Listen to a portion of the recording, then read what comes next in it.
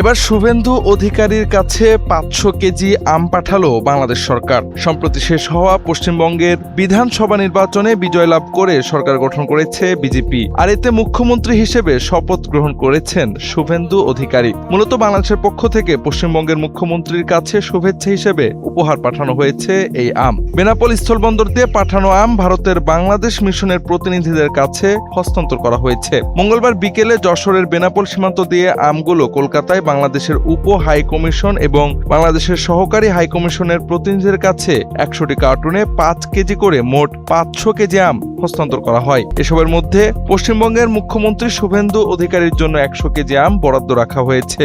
বাকি 400 কেজি আম পশ্চিমবঙ্গের বিশিষ্ট ব্যক্তি ও উচ্চপদস্থ কর্মকর্তাদের মধ্যে শুভেচ্ছা উপহার হিসেবে দেওয়া হবে বলে জানা গেছে। RICL TMX, যুগের পর যুগ স্থাপনা থাকে মজবুত।